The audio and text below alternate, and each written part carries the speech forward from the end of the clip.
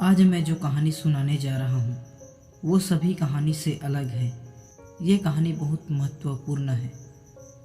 ये कहानी है मृत्यु के समय मनुष्य और भगवान के बीच में क्या बात होती है। और इससे पहले आपने हमारे चैनल को सब्सक्राइब नहीं किया है तो सब्सक्राइब कर ले। तो चलिए शुरू करते हैं। धरती के प्राणी का अंतिम समय था। उसे अनुभव हुआ भगवान उसके समीप आ रहे हैं और उनके हाथ में एक बैग है। भगवान ने उसके पास आकर कहा, वत्स चलो, धरती पर अब तुम्हारा समय समाप्त हुआ। प्राणी पहले तो हैरान होकर भगवान को एकटक निहारता रहा, फिर बोला, नहीं भगवान, मुझे अभी नहीं जाना।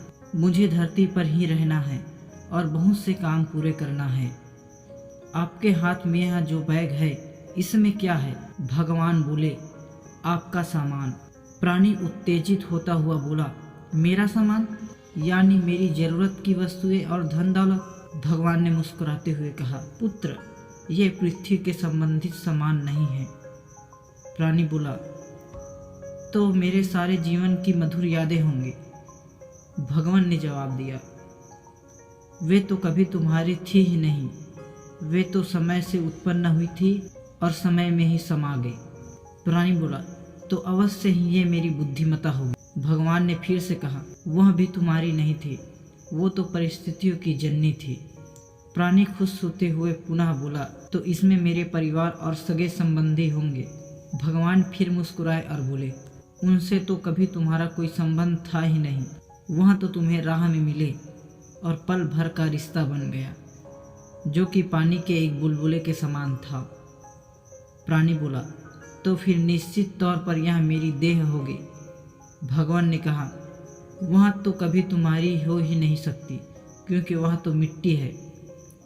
प्राणी बोला, अच्छा, तो फिर यह मेरी आत्मा होगी। भगवान ने कहा, वह तो सदा से ही मेरी ही थी, उसमें मैं ही समाहित था।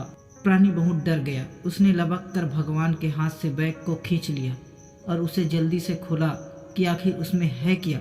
बैग बिल्कुल खाली था। प्राणी जोर जोर से रोने लगा और बोला, भगवान, मेरे पास कुछ भी नहीं है। भगवान ने जवाब दिया, जीवन का प्रत्येक क्षण जो तुमने अपनी इच्छा के अनुसार जिया वही सत्य था, केवल वही तुम्हारा था।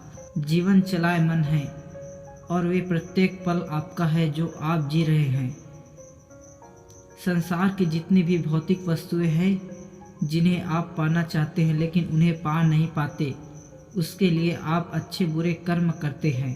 केवल उन कर्मों को साथ ले जाते हैं, न कि उन वस्तुओं को। कर्म का ज्ञान होना चाहिए, विकर्म और अकर्म का ज्ञान भी होना चाहिए, क्योंकि कर्म को समझ पाना बहुत मुश्किल होता है।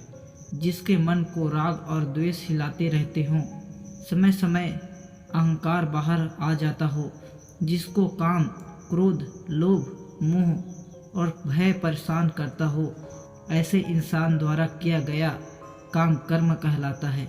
इसमें पाप और पुण्य मिला जुला होता है।